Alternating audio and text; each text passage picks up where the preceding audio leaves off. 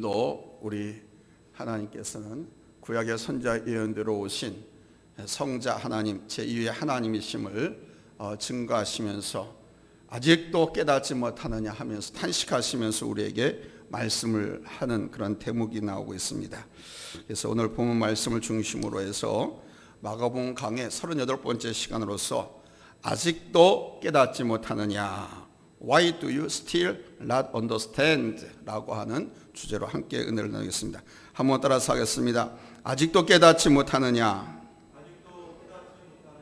아직도 깨닫지 못하느냐? 여러분 분명히 깨닫고 확신 가운데 거하기를 바랍니다. 오죽 답답하시면 우리 주님께서 예를 들어가지고 대묻고 책망하고 화를 내시면서 가르쳐 주셨겠습니까? 오늘 본문의 말씀 속에는 두 가지 부류의 사람들이 나오는 것을 봅니다. 하나는 바리새인들이고 또 하나는 우리 예수님의 제자들입니다.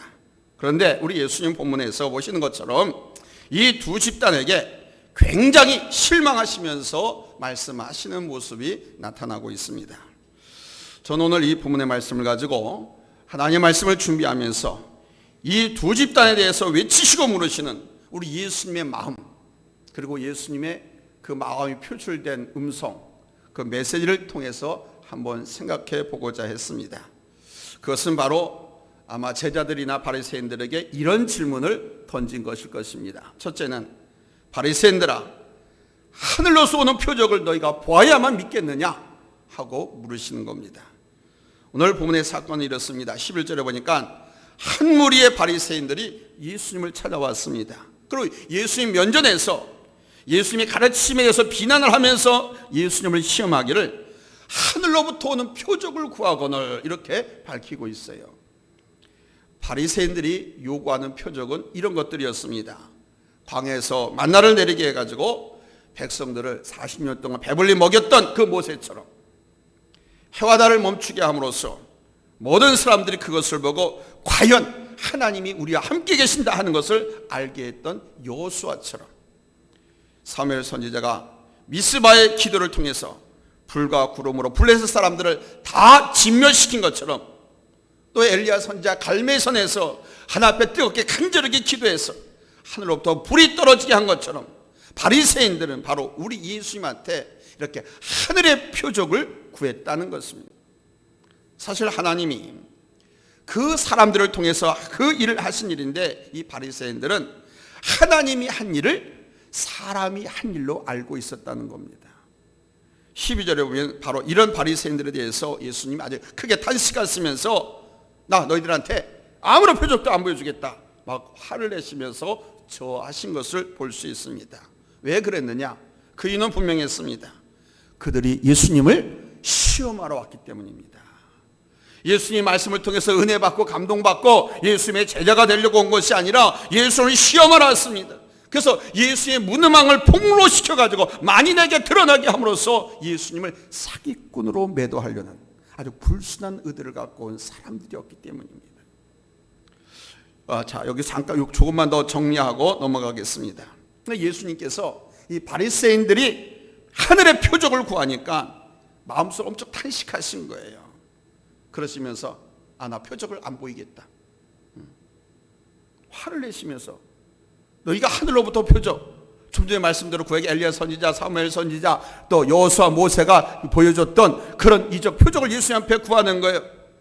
내가 싫다, 안 하겠다. 왜 예수님께서 그러셨을까? 그거 보여주시면 될 텐데.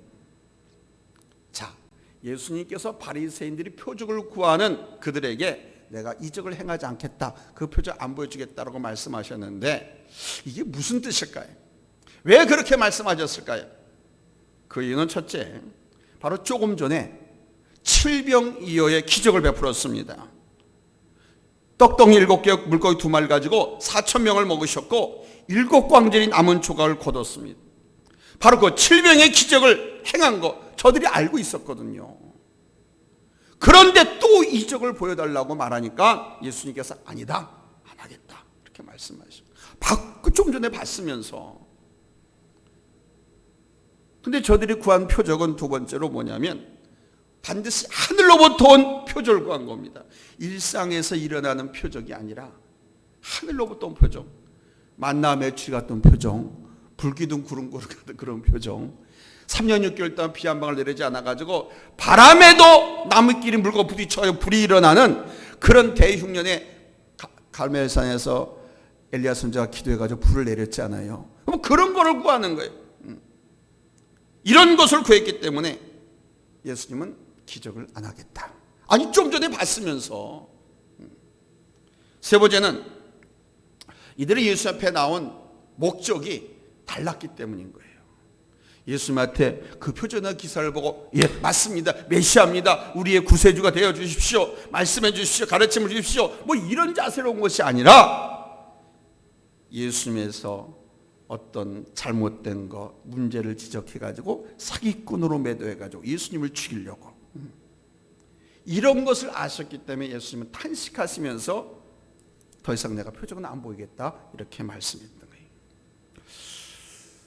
오늘 이 본문의 말씀이 오늘 우리에게 주어지는 것은 제가 말씀을 준비하면서 그런 감동을 받았어요. 혹시 여러분들 가운데에도 기적제일주의, 은사제일주의, 또 가시적으로 나타나는 것을 체험하는 것만이 신앙생활을 제대로 하는 것이다, 성령 충만 받은 것이다, 하나님 앞에 택함 받은 것이다 라고 생각하는 분이 계시다면 오늘 말씀을 통해서 여러분 분명히 신앙관을 바로 갖기를 바라요. 오늘날도 우리 예수님보다는 이적을 찾고 기적을 구하는 사람들이 얼마나 많은지 모릅니다. 우리 기독교는 하나님을 믿는 종교이기 때문에 하나님이 함께하는 종들에게 때때로는 이적이 나타나기도 합니다. 그래서 하나님께서 보실 때는 이적이 아니에요. 우리가 볼 때 우리가 할 수 없는 것을 하나님께서 행하시니까 이적처럼 보이는 것이지, 이런 일이 종종 나타나기도 합니다. 또한 교회 안에는 성령님이 계시기 때문에 성도들의 기도에서도 이적이 나타날 수 있어요. 그런데 여러분 놀라지 마십시오. 이런 기적과 표적은요 기독교에서만 나타나는 것이 아닙니다. 귀신에게 사로잡힌 무당에게서도 기적이 나타나고요, 심령과학자들에게서 이적이 나타나고요, 요수라는 사람에게서도 초능력이 나타납니다. 심지어 최면수라는 사람들 표적을 나타냅니다. 그렇기 때문에 무조건 이적만 나타내면, 또한 은사 같은 것들이 나타나면 하나님의 역사다, 성령의 역사다라고 단정 지어서는 큰 실수라는 겁니다. 목회를 해보면 목회는 사람과 관계된 겁니다. 사람과 관계된 일 때문에 목사는 다양한 사람들을 만나기도 하고 또 교회를 기도하면서 또 성도를 함께 섬기기도 합니다. 그런데 생각하면 정말 속상하고 가슴 아픈 일은 잘못된 영을 받아가지고 문제를 일으키는 사람들, 그런 사람들을 대할 땐 정말 속상해요. 아직도 깨닫지 못하느냐라고 하는 주님의 오늘 그 심정, 그 마음이 내 속에서도 막 통탄한. 제가 아는 한 권사님은 산으로 들러 은사가 많이 나타나는 기도원 빼놓지 않고 찾아갑니다. 은사가 많이 나타난 기도, 저도 부흥 강사로서 많이 다녀봤기 때문에 다 압니다. 어디 기도원, 어디 기도원, 또 어떤 목사, 자기네 교회 목사님한테는 찾아오지도 않고 자기네 교회에선 예배도 드리지 않고 그런 기도원, 그런 교회 목사를 찾아다니면서 자기 집에서 가정제단을 썼습니다. 그래서 성령께서 자기에게 영을 분별하고 사람들을 위해서 기도하면 그 사람의 미래가 다 보여진 이런 특별한 은사를 주셨다. 이른바 투시 은사를 받았다. 이렇게 말합니다. 투시.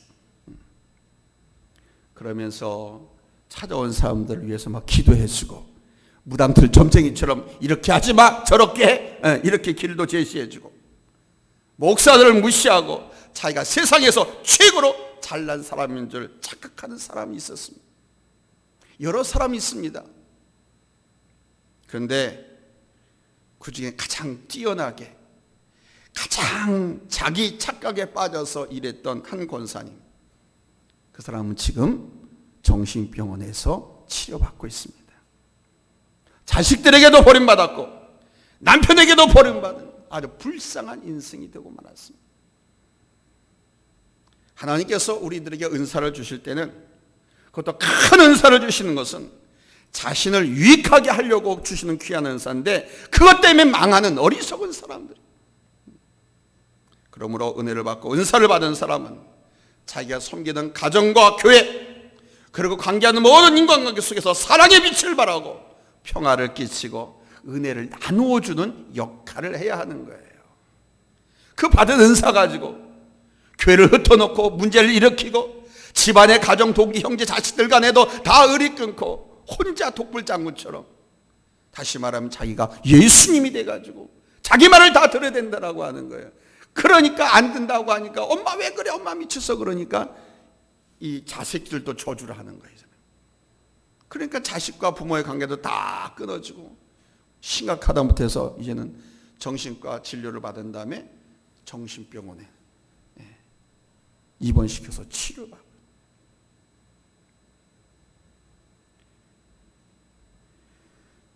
근데 본인은 그렇게 말하죠. 내가 예수 복음 증거하다가 핍박받는 거라고. 근데 여러분, 그런 것은 절대 예수님 때문에 핍박받고 박해당하는 거 아닙니다. 그거는 예수님이 인정하시는 신앙이 아닙니다. 그러니까 이적을 표준으로 해서 신앙생활을 한다고 하는 것은 올바른 신앙생활이라고 할 수가 없어요. 이적을 보고 교회 나오고 이적을 보고 예수를 믿겠다고 하면 그런 신앙은 잘못되기 쉬운, 타락하기 쉬운 아주 위험한 믿음인 겁니다. 지난 시간에 말씀드렸잖아요. 오병의 기적, 칠병의 기적 경험한 사람들이 예수님께 십자가에 달려 돌아가시다 다 뿔뿔이 흩어졌을 뿐만 아니라 예수님을 십자가에 죽이기 전에 유태인들과 결합을 해가지고 예수를 십자가에 죽이라고, 못 박으라고 대항하는 그런 세력 집단이 되어버렸다. 예수님께서 하나님의 아들이거든 십자가에서 내려와야지 왜 거기서 죽으시냐. 예수님이 하나님의 아들이면 이스라엘의 민족도 역사적 왕으로 등극을 해야지 왜 저렇게 비참하게 처참하게 저렇게 당해. 예수님께서 기적을 행하지 않으셨거든요. 어떤 능력을 행하지 않으셨거든요. 그냥 도살자에 끌려가는 양 마냥 붙잡혀서 매맞고 매질당하고 힘없이 골고다 언덕으로 십자가를 지고 올라가고 그랬죠. 사랑하는 여러분, 병 고치는 이적보다 예수님이 더 귀하고, 병 고치고 어떤 표적을 나타내는 일보다 예수님의 복음, 진리가 더 귀한 줄 우리는 알아야 돼. 따라서 합시다. 복음이 진리다. 복음이 생명이다. 복음이 더 귀하다. 아멘. 겉으로 나타나는 이적보다 말씀, 진리, 이것이 인간의 내면을 변화시키는 것이지, 인간 내면을 변화시키는 이 능력이 이적보다 더 귀한 은혜이고 귀한 능력인 거예요. 예수님을 찾지 않고 예수님 한 분으로 만족을 삼지 않고 말씀과 진리는 구하지도 않고 신비한 체험과 이적만 구하다가 낙심하고 시험에 들고 인생 망가지는 사람이 얼마나 많은지 모릅니다. 그러므로 우리는 정신 차리고 영의 분별력과 신앙의 지혜로 우리 주님을 바로 알아야 할 줄로 믿습니다. 아멘. 이게 신지식입니다. 하나님을 아는 지식이 없어서 망하게 되는 거예요. 하나님을 바로 알아야 돼. 겉으로 나타나는 이적이 보이지 않는다고 은혜 없는 교회로 오해도 하지 말기 바랍니다. 내가 섬기고 있는 교회가. 그러나 우리 교회는 많은 이적과 표적이 나타났어요. 기적 같은 일들이. 그리고 사역의 현장에서도 마찬가지고. 그러나 그런 표적, 이적이 나타나지 않는다 할지라도 오해하지 말래요. 은혜가 없는 교회, 능력이 없는 교회, 능력이 없는 목사라고 오해하지 말라는 거예요. 기적은, 여러분, 이 교회는 예수님이 계시고 이 교회는 예수님의 말씀과 진리가 있고 성령 하나님이 함께 하십니다. 그래서 기적이라고 하는 것은 언제라도 필요하면 성령의 역사로 반드시 나타나는 거예요. 할렐루야. 우리 교회에 우리에게 필요하면 반드시 나타나는 게 성령의 역사고 기적인 거예요. 여러분, 표적 중에 가장 큰 표적은 우리 예수님 그 자체인 줄로 믿으시기 바랍니다. 아멘. 왜 예수님 자체가 가장 큰 표적인 줄 아세요? 말씀이시고 보이지 않던 제 성자 제2의 하나님이 보이는 하나님, 육신을 입고 이 땅에 오셨잖아요. 그것처럼 확실한 표적이 어디 있어요? 보이지 않는 하나님을 보여주신 거예요. 우리 하나님께서 예수님을 통해서. 그게 성육신 사건이에요. 그 성육신 사건이 가장 큰 표적입니다. 원래 하나님이신데, 안 보이시는 분이신데 하나님의 형상이 사람의 형상으로 이 땅에 오셔서 우리에게 보여요. 그래서 나를 본 사람은 아버지를 본 것이고 말씀하시잖아요. 혹시라도 너희가 나를 믿지 못하겠거든 내가 한 일로 인하여서 하나님을 믿어라. 그러면 나를 믿게 될 것이다 라고 주님께서 말씀을 하고 있습니다. 지난 시간에 배웠어요. 그래서 우리 예수님께서 이 땅에 사신 모든 일들이 정말 귀한 표적들인 거예요. 구약 성경에 나오는 모든 기적과 이사들은 바로 우리 예수님, 우리 예수 그리스도의 사역을 예표한 것들이지 않습니까? 그럼에도 불구하고 아직도 여러분들 중에 예수님을 믿지 못하고 말씀에 거하지 못하고 의심 많은 도마처럼 보아야 믿고 손가락을 넣어보아야 믿을 수 있겠다고 하는 그런 믿음을 갖고 있다고 하면 그건 훌륭한 믿음이 아닙니다. 그거는 놀라운 참 믿음, 살아있는 믿음이 아닙니다. 그거는 넘어지기 쉽고 유혹받기 쉽고 망하기 쉬운 믿음입니다. 아주 위험한 믿음인 거예요. 두 번째는 우리 주님께서 제자들에게 하신 말씀인 거예요. 야, 너희들 그동안 나와 함께 있으면서 본 것이 많잖아. 뭘 봤냐? 하고 물었어요. 이게 오늘 본문 14절부터가 이 장면입니다. 지금까지는 바리새인들에게 하신 말씀이었는데 이제 14절부터는 다시 제자들에게로 바뀌는 거예요. 그러니까 예수께 배를 타고 가시는 중에 배 안에서 제자들하고 대화를 나누는 겁니다. 아마 이 제자들이 배가 고팠는가 봐요. 그래서 떡 이야기가 나왔고 몇몇 제자들이 배 안에 떡이 없어, 먹을 것도 없어, 떡 한 조각밖에 없어 그런 거예요. 그러면서 야, 아까 그 7병이어 기자고 엄청나게 많이 남았는데 야, 그것 좀 챙겨올 걸 아쉬워하면서 배가 고프니까 이런 이야기가 예수님 앞에서 오간 겁니다. 16절에 그게 나오죠. 제자들이 서로 수군거리기를 이는 우리에게 떡이 없음이로다 하거늘. 17절로 21절에 보면은 예수님께서 그래서 오늘 말씀하는 거예요. 바리새인들의 누룩과 헤롯의 누룩을 조심하라 하시면서 제자들과 바리새인들을 동시에 다 책망을 하십니다. 제자들도 책망하고 바리새인들도 책망합니다.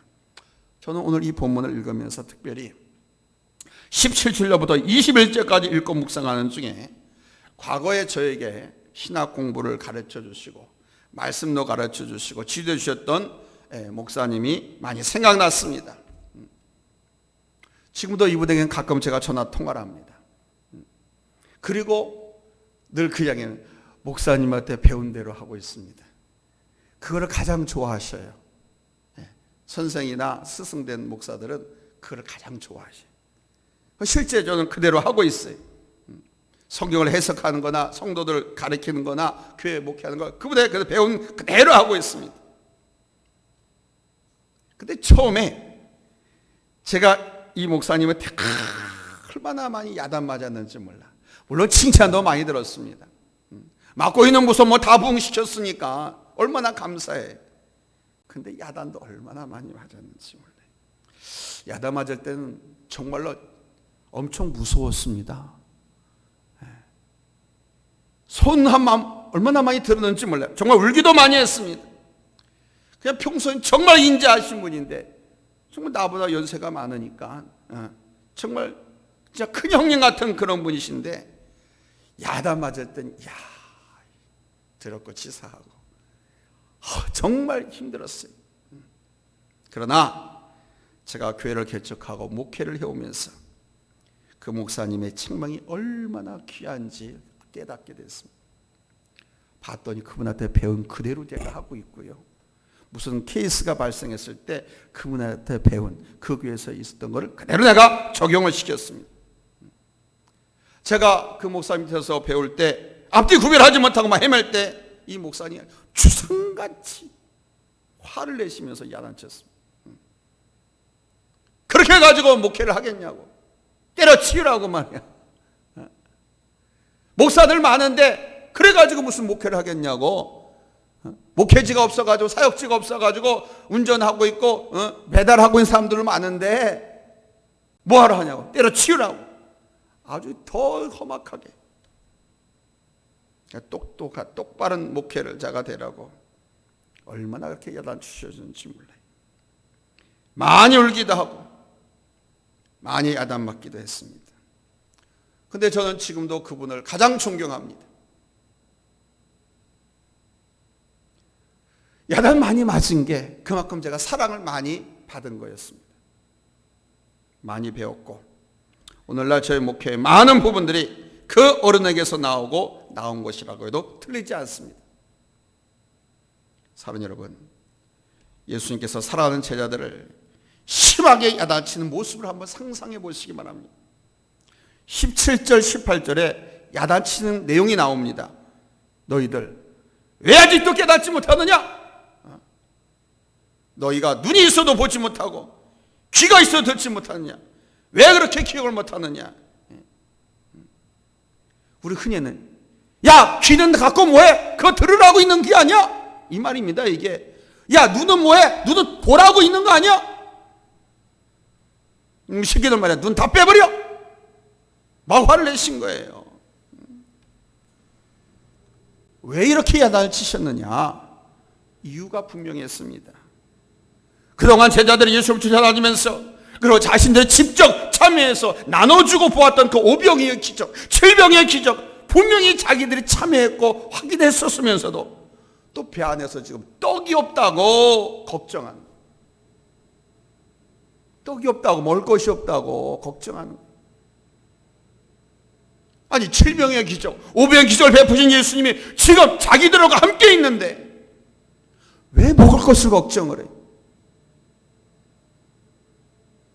너희 봤잖아. 아니 너희들 손으로 직접 나눠줬잖아. 끊임없이 나왔잖아. 그리고 남았잖아. 먹이고도 수천 명을 먹이고도. 이 등신들아, 왜 그렇게 몰라? 왜 그렇게 깨닫지 못해? 내가 지금 여기 있는데 왜 그걸 걱정을 해?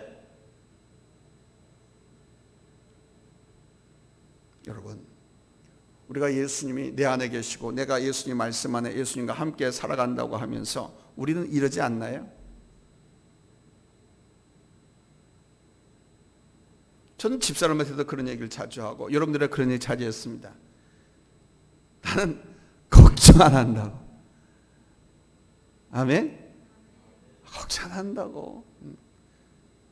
요즘은 기도할 때 하나님께서 그래. 이번에 마지막으로 지는 성전은 성전 건축 자체가 축제가 되게 하자. 잔칫날처럼 하자. 그런 마음으로 성도들이 다 할 수 있게끔 하자. 왜? 하나님의 일은 하나님께서 하신다.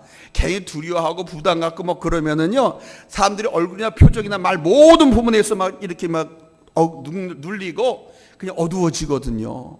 근데 여러분의 집을 지을 때 막 두려워하고 떨고 막 어둡고 막 불평하고 그러면서 집 짓니까? 여러분 집 지을 때? 안 그러잖아요. 그러니까 하나님의 집을 지을 때 우리 마찬가지 그겁니다. 잔칫날 결혼식 같아 울면서 이 잔칫날을 맞이합니까? 아니잖아. 이 지상에 하나님과 만나서 죄를 용서받고 은총과 축복을 주는 그 통로인 교회, 이 하나님의 집을 짓는데 우리 기쁜 마음으로 짓자. 이걸 짓고 나면 하나님이 늘 우리를 만나주시고 우리 함께 하시고 주께서 약속하신 대로 이전의 영광이 이전 영광보다 더 클 것이고, 아멘. 하나님께 놀라운 내 축복으로 우리에게 채워주시고 갚아주시고 넘치도록 부어주실 거라는 이런 그 기대, 그 약속의 말씀을 붙들고 기쁨으로 감사하면서 축제를 정말 하자 이게. 할렐루야. 전 기도하면서 그런 응답을 받았어요. 조금 더 걱정 안 해. 제가 이런 이야기를 하니까 어떤 분, 뭐 교회 돈이 많은가 봐. 돈이 많기는 돈이 어디 있어요? 더구나 코로나 2년 지나오면서 뭔 돈이 있어요? 계약금 정도밖에 없잖아요. 그래도 걱정 하나도 안 하는데 하나님의 일이니까 하나님께서 필요한 건 다 공급하실 것이고, 아멘. 그러니까 믿고 우리는 기도만 하고 정말 잔치집의 주인공들처럼, 축제 현장의 호스트들처럼 마냥 기쁘고 즐거운 마음으로 성전 건축을 하자, 이런 응답을 받았어요. 아멘. 여러분, 예수님이 함께 계시면 문제될 게 하나도 없거든요. 하나님이 나의 아버지가 되시고 내가 하나님의 자녀라는 확신, 그 믿음이 분명하면 뭘 좁니까? 뭘 걱정합니까? 아무것도 문제될 것이 없는 거예요. 여러분, 예수님이 계신 곳에 우리의 필요도 해결받는 것을 믿으시기 바랍니다. 그런데도 제자들이 또 걱정하고 있으니 우리 예수님께서 안타까워서 야단을 치시는 겁니다. 주께서 하라 하시면 하면 되고, 아멘. 오라 하시면 오면 되고, 멈춰라 하면 여러분 멈추면 되는 줄로 믿습니다. 그러니까 우리가 감당할 수 있는 것은 우리가 하면 돼요. 우리가 할 일은 우리가 하는 거예요. 그리고 나머지는 하나님이 맡아주시네. 아멘. 하라 하면 되잖아요. 어떻게 해요? 못해요? 왜 해요? 어려워서 못해요? 이럴 필요가 없는 거예요. 하나님께서 우리에게 하라고 하실 때는 당신이 해주신다고 하는 걸 전제로 깔고서 하는 거예요. 우리가 못할 거 하나님께서 하라고 말씀하시지 않아요. 우리 사람들에게 주어진 미션은 다 우리가 할 수 있는 거예요. 특별히 하나님의 일은 하나님께서 준비해 주시고 우리가 믿음으로 발을 떼는가 안 떼는가 이걸 보시고 실제 일은 하나님이 다 하신단 말입니다. 아멘. 믿음의 눈을 열어서 이걸 보시기 바랍니다. 할렐루야. 아멘. 봄을 참고 계신 모든 것을 다 돕고 계신 우리 하나님. 그래서 우리는 그 하나님만 보고, 그 하나님께서 우리에게는 이렇게까지 말해서 무엇이든지 예수님의 이름으로 구하면 받은 줄로 믿으라 그러셨잖아요. 심지어는요, 내가 알지 못한 크고 비밀한 일까지도 다 보여주신다 그랬어요. 구하면. 아멘. 아멘. 그런데 우리는 예수님보다는 돈 많은 부자를 찾아다니고 생각하고, 예수님보다 하나님의 말씀보다는 은행이나 돈이나 건축가나 여러분 이런 것만 생각하고 찾지는 않습니까? 그러지 맙시다. 아멘. 그거는 그냥 우리가 할 수 있는 준비고 하나님께서 다 하시니까 기쁜 마음으로 우리는 순종만 하면 돼요. 할렐루야. 순종하면 기적이 나타납니다. 여러분 아시는 것처럼 여호와 이레의 축복은 순종하는 사람에게 주시는 거예요. 여호와 이름 하나님께 다 준비하셨다, 하나님께 다 예배해 놓으셨다는 뜻 아닙니까? 예배해 놓으신 것을 우리에게 주신다는 거예요. 누구에게? 순종하는 사람에게. 순종하는 교회, 순종하는 민족에게 하나님의 놀라운 그 영광을 주시는 거예요. 우리 예수님이 말씀하신 바리새인의 누룩은 바로 먹는 떡의 문제를 말씀하신 것이 아니라 바리새인들이 국민들에게 주고 있는 그 영향, 사상, 그걸 말한 거예요. 바리새인들의 누룩. 자, 그럼 구절에 바리새인들의 누룩이 뭔지 아세요? 외식주의, 형식주의, 극보수주의, 율법주의, 체면주의를 말하는 거예요. 바리새인들의 누룩은 체면이 어째서? 아이고, 내가 목사니까 그래도 나는 목사니까 안 그런 척 해야지. 내가 집사고 권사고 장로니까 아이 그래도 좀 내 체면에 맞아야지. 이거를 말하는, 그걸 조심하라는 겁니다. 그게 바리새인 누룩이라는 겁니다. 그럼 헤롯의 누룩은 뭐냐? 헤롯의 누룩은 세속주의입니다. 세속주의. 그리고 자유주의. 자유주의에서 파생된 개인 이기주의. 그리고 물질주의를 말하는 거예요. 이거를 조심하라는 거예요. 우리가 바른 신앙을 갖고 하나님의 영광의 자리에 동참하고 하나님이 함께 하시고 예비하신 그 축복들을 우리가 받아 누리고 보기 위해서는 이 바리새인의 누룩, 헤롯의 누룩을 조심하라. 말씀 읽겠습니다. 사랑하는 성도 여러분, 혹시 우리들에게 이런 바리새인의 누룩, 헤롯의 누룩 같은 모습은 없습니까? 바리새의 누룩 같은 모습, 헤롯의 누룩 같은 모습, 외식주의, 형식주의, 체면주의, 극보수주의, 율법주의, 세속주의, 자유주의, 이기주의, 개인주의, 물질주의가 주 안에서 큰 승리와 영광을 이루는 신앙생활에 엄청난 방해가 된다고 하는 것을 아셔야 돼요. 그것은 능력 없는 빈 주머니고 아무것도 없는 빈 보따리입니다. 혹시 여러분들 속에 믿음 없는 제자들의 모습은 없습니까? 오늘 본문에 나오는 제자들. 이 믿음 없는 제자들의 모습이 우리 가운데 있다고 하면 우리는 아무것도 할 수 없을 뿐만 아니라 우리 주님 너무 슬퍼하실 겁니다. 그토록 가르쳐주고 그토록 보여주고 일러주었는데 그때는 현장에서 아멘 아멘 할렐루야, 와 과연 우리의 왕이 되실 만하다, 심지어 이스라엘의 통치자로 등극시키게 되겠다라고 생각할 정도로 제자들이 예수님을 생각했잖아요. 정작 중요할 때는, 정작 필요할 때는 주저앉아서 어찌할꼬, 우리는 할 수 없습니다, 우리 못합니다, 이런 모습을 보인다고 하면 우리 주님이 내가 그렇게 보여줬고 그렇게 가르쳐줬고 내가 함께 하겠다고 얘기했는데 왜 못 믿어? 왜 확신 가운데 거하지 못해? 왜 아직도 그러고 있느냐? 얼마나 탄식하고 슬퍼하시겠어요?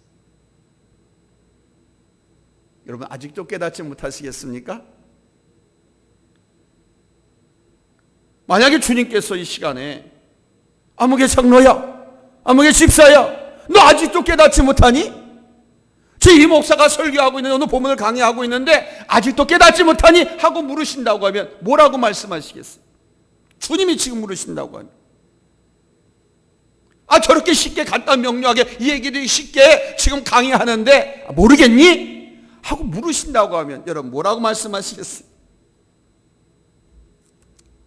확신이 없고 아직도 깨달아지지 않는다고 하면, 아직도 오늘 말씀이 믿어지지 않는다고 하면 기도하세요. 오 주님, 나의 귀를 열어 주시옵소서. 내 눈을 열어서 보여 주시옵소서.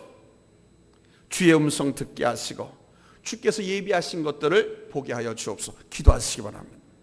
기도하시면 보여주십니다. 기도하시면 깨닫게 해주십니다. 아멘.